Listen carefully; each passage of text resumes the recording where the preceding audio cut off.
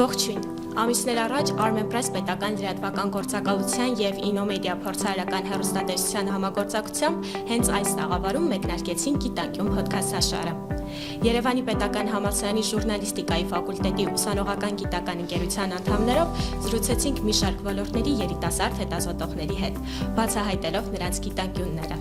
Այսօր Գիտանկյունի մեր վերջին թողարկումն է եւ խորհրդանշական 10-րդ հարցազրույցը անցկացնելու ենք պատմաբան ԵՊՀ ուսանողական գիտական ընկերության նախագահ Սիրանուշ Բաղումյանի հետ։ Սիրանուշ, որպես ուղղականներ, քեզ հետ շփվելու ամենօրյա առիթներ ունենք, բայց շնորհակալ եմ, որ համաձայնեցիր հենց այս տաղավարում պատմելու քո գիտական ճանապարհի մասին եւ ներկայացնելու ուսանողական գիտական ընկերության վերջին նորությունները։ Ես եմ շնորհակալ շատ։ Սիրանուշ, իրականում երբ առաջին անգամ իմացա, թե արդեն քանի տարի ես դու ուսանողական գիտական ընկերությունում, մի փոքր զարմացա, չհավատացի, որովհետև եկեք խոստովանենք, որ 13 տարին քիչ ժամանակ չէ։ Կպատմես ինչպես դարձար ուսանողական գիտական ընկերության անդամ եւ ինչպես է, որ այսքան տարիներ կամավոր հիմունքներով այս աշխատանքը իրականացնում ես։ Այդ դա իրականում ամենահետաքրքիր ու առաջին կուրսում ընդունած ամենաճիշտ որոշումներից մեկն էր։ 2013 թվականին եմ ընդունվել համալսարան, այդ ժամանակահատվածում հիշում եմ սեպտեմբեր էր ու պատմության ֆակուլտետի ու գնահատական քարտուղարը ուղի շրջանակներում տեղեկատվական հանդիպում էին իրականացնում ու ներկայացրեցին կառույցը ու ինձ ու իմ կուրսընկերներին շատ հետաքրքրեց հատկապես այն, որ կառույցը նպաստում է գիտությամբ զբաղվել։ Եվ որոշեցինք, որ հենց զանգտա գնալու ենք անդամակրվենք։ Իրականում առաջին կուրսում, քանի որ կանոնադրության համաձայն ուղղի դերևս մոկը ձևավորված չէ, դու որպես կամավոր ես հանդիսանում ու որպես կամավոր գործառույթներ ես իրականացնում։ Առաջին կիսամյակ որպես կամավոր սկսեցինք աշխատել, հետո արդեն երկրորդ կիսամյակի ընթացքում սկսեցինք անդամագրվել ու արդեն ուղղ անդամներ սկսեցինք մեր ծրագրերը նաև ներկայացնել ֆակուլտետային ու գնահատային։ Հետագայում արդեն ֆակուլտետում ուղղ քարտուղարի պաշտոնն եմ այդպես ճակերտյալ պաշտոնն եմ զբաղեցրել, գրեթե 4 հանձնաժողովների գործառույթներն եմ իրականացրել, իսկ հետո արդեն պատմության ֆակուլտետի ուղղ նախագահ, հետո արդեն կենտրոնականում ուղղ քարտուղար, փոխնախագահ, իսկ հիմա էլ արդեն նախագահ։ Բայց սկզբի տարիներին դու պատկերացնում էիր, որ մի քանի տարի անց լինելու ես հենց ուսանողական գիտական ընկերության նախագահը, թե սկզբի շրջանում դա ավելի շատ սովորական ուսանողական հետաքրքրության մակարդակում էր։ Դե բնականաբար, այստեղ ամենաշատը կառույցում լինելու ինձ թվում է սիրելն է, որովհետև ես շատ հաճախ նախադասություն եմ ասում կողքի մարդիկ, ովքեր ուղղի հետ առնչություն չունեն, այդքան էլ չեն հասկանա, միշտ ընդգծում եմ ուղղն դա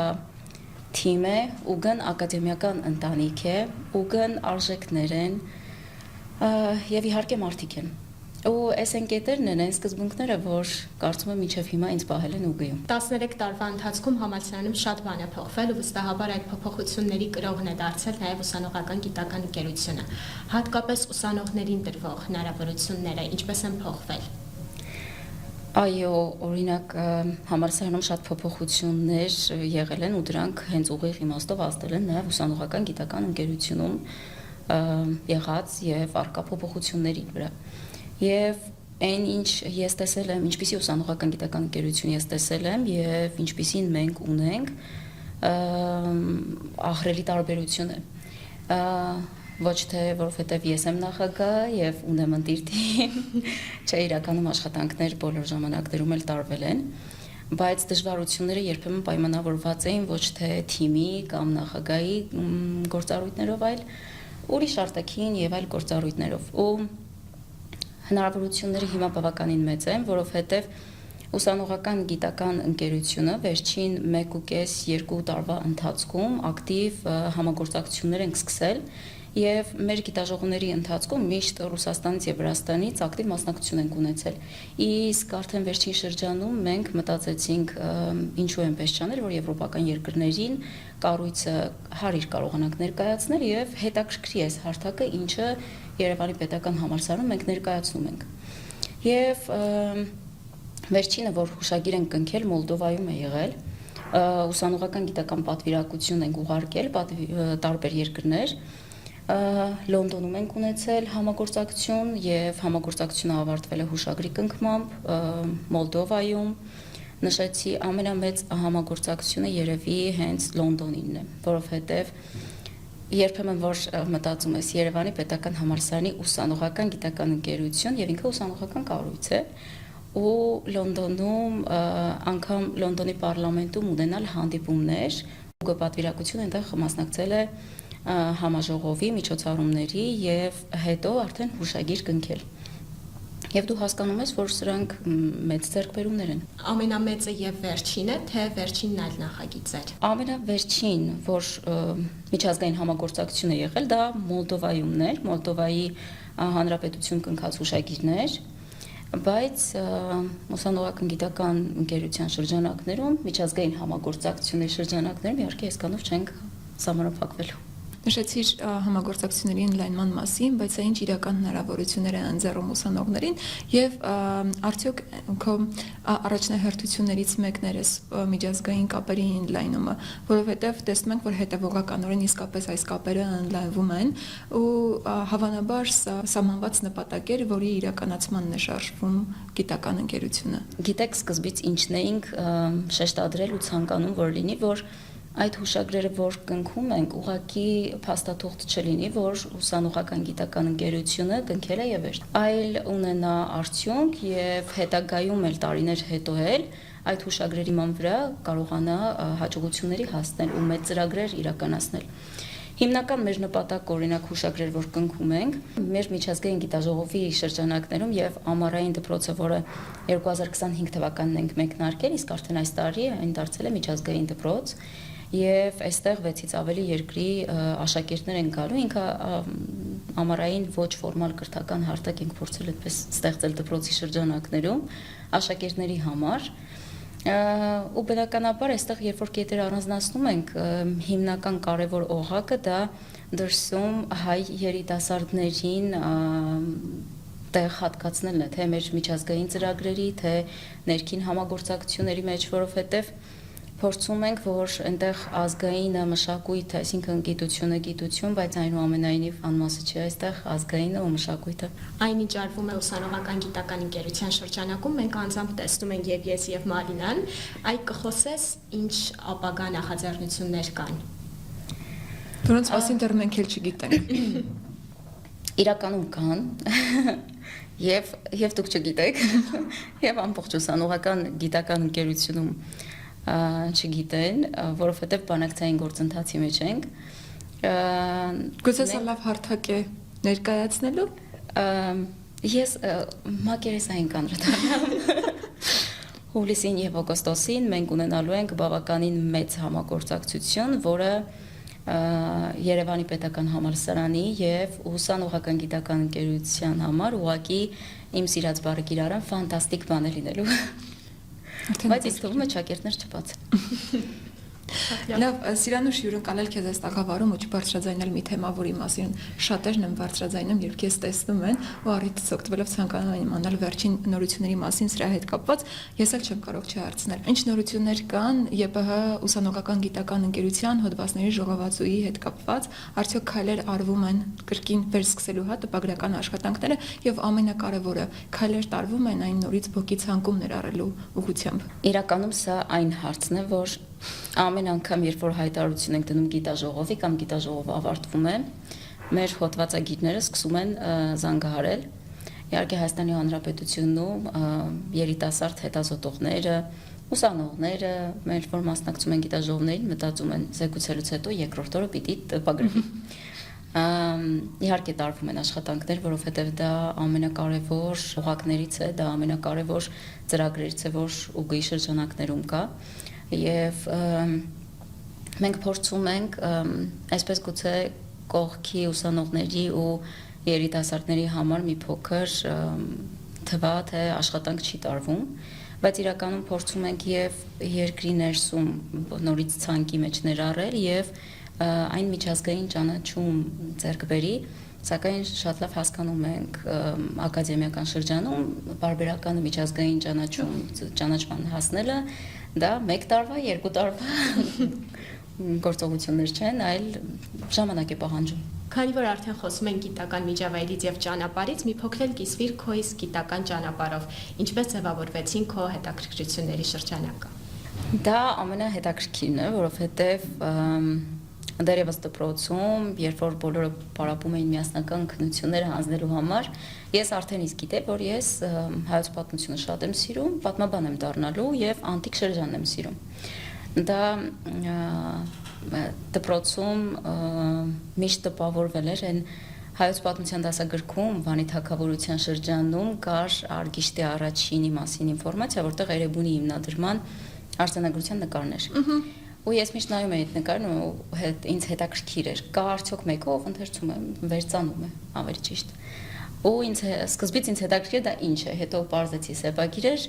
հետո այդպես ու սկսեցի սիրել, իսկ արդեն համալսարան ընդունվեցի, ինձ թվում է արդեն դա էլ նպաստեց, որ ես զբաղվեմ։ Այսինքն դպրոցական տարիներից հետաքրքրությունը ձևավորվել է։ Այո։ Ու այսօր էլ ուսումնասիրում ես Վանի անկման հիմնախնդիրները, քո ատենախոսության թեման է։ Դեռ ուսանողական տարիներից քո աշխատանքները գիտական էլի առնչվում էին Վանի թագավորությանը, որ այսօր արդեն ատենախոսության շրջանակում հենց անկման հիմնախնդիրներին ես անդրադառնում։ Բացառիկ ուսանողներից եմ եղել, որ համալսարան ընդունվելուց հետո ես ունեցել եմ ֆանտաստիկ գիտական ղեկավար, պատմական գիտությունների դոկտոր պրոֆեսոր Արտակ Մովսիսյանը, ով իսկապես օրինակ էր մարդու ուսուցչի, դասախոսի, ու դու առաջին կուրսի ուսանող փորձում ես այդ գիտնականին նմանվել, որովհետև յուրօրինակ էր։ Ու ես առաջին կուրսից սկսել եմ զբաղվել ու հենց պարոն Մովսիսյանն էլ իմ գիտական ղեկավարն էլ իր աջակցությունը ունեցավ, որ ես սիրեմ ավելի հնագույն շրջանը ու մասնագիտանամ դրա մեջ։ Խոսեցինք քո ատենախոսության թեմայից, որպեսզի մի փոքր ավելի բարձ լինի մեր լսարանի համար, կմեկնաբանես որն է քո ատենախոսության թեմայի հիմնական նպատակը, ինչ խնդիրներ են արծարծվում դրանում։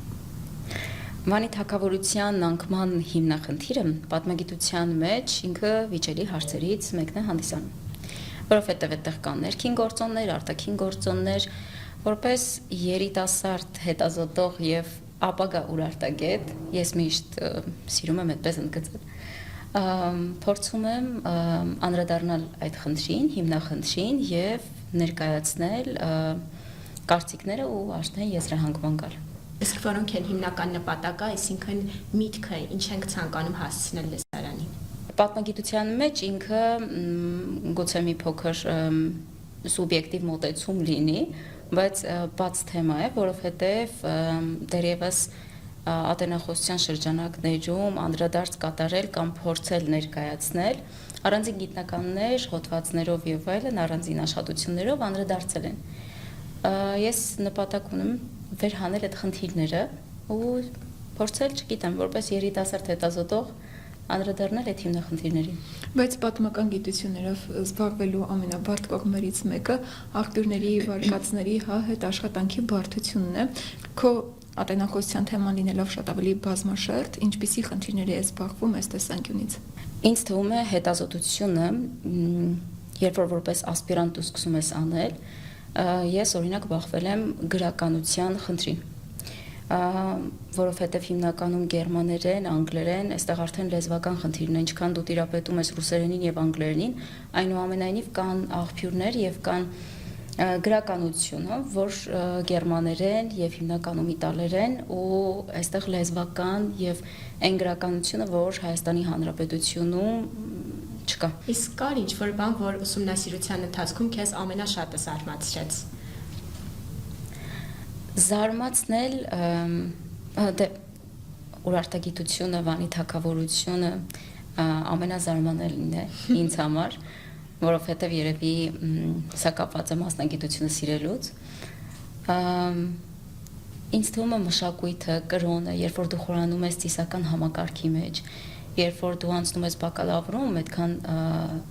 այդքան խորը չես անցնում, իսկ հենց սկսում ես ավելի խոր ուսումնասիրել, արդեն իսկ այդ բոլոր ուղղություններով զարմանում ես, թե ոնց կարող էին այդ ժամանակահատվածում ապրող մարդիկ այդպես մտածել։ Լավ, եկեք պատկերացնենք, թե հիմա մեզ դիտում է մի երիտասարդ, ով տատանվում է մտնել գիտություն, թե ոչ, հատկապես պատմական գիտություններով զբաղվել։ Ինչ խորհուրդ կամ միտք կուզես փոխանցել նրան, որ կկարողանա կողմնորոշել նրան այս բարդ ընտրության հարցում։ Երևանի պետական համալսարան ընդունվելուց հետո ուսանողական գիտական ընկերությանը անդամակցել։ Իրականում ավելի լուրջ սիրել են ինչը ընտրել են գիտության մեջ, որովհետև եթե գիտության մեջ գուցե մի քիչ սուբյեկտիվ հնչի իմ ասածը, գիտության մեջ կամ կաս կամ չկաս, կամ սիրում ես, իսկ եթե սիրում ես, իմ ուսանողներին միշտ նշում եմ, եթե սիրում ես քո մասնագիտությունը, գործի 50% արված է։ Ու ինձ թվում է սիրես, ու երբ որ դու արդեն սիրում ես, դու սկսում ես այդ process-ը վայելել։ Շնորհակալ եմ Սիրանուշ այս անկեղծ պատասխանների համար, իհարկե դեռ շատ թեմաներ կային, որոնց արժեր անդրադառնալ, բայց հաշվի առնելով մեր հաղորդման սուղ ժամանակը, ես առաջարկում եմ անցնել մեր երկրորդ հատվածին բլից հարցերին, որտեղ ակնկալում եմ ու ենք քո անկեղծ ու արագ պատասխանները։ Սկսենք։ Սկսենք։ Եթե ոչ գիտություն, ապա Մշակույթ։ Շարունակիր միտքը լինել ՈՒԳ նախագահ նշանակում է Պատասխանատու լինել մոտ 400 ուգականի համար։ հատկանիշ, որ բնորոշ է ուգականների։ Առանձին հատկանիշ չէ, արժեքներ, միշտ շեշտում եմ ուգականի արժեքներ, համբերատարություն երևի, չգիտեմ։ Իհարկե այդ արժեքներն ավելի բարձր են։ ՈՒԳ-ում չգրված օրենք, որ բոլորը գիտեն։ Ուգան քաղաքական հարթակ չէ։ Պատկերացրու ՈՒԳ ամենամյա գիտաժողովն է եւ դու հնարավորություն ունես մեկ պատմական կերպարի հրավիրել գիտաժողովի։ Ով կլիներ այդ պատմական կերպարը։ Հարգիշտին, առաջինը։ Շարունակիր միտքը գիտությամբ զբաղվելը հեշտ կլիներ, Եթե չլինեին չերևացող խոչընդոտները։ Պատկերացրու 10 տարի հետո նորից այս տաղավարում ես, ինչ կցանկանայիր, որ փոխված լիներ ՈՒԳ-ում։ Այն ծրագրերը, ինչ որ արել ենք, իսկապես տարիներ հետո իր արդյունքը տա, ինչը հիմա սպասում ենք։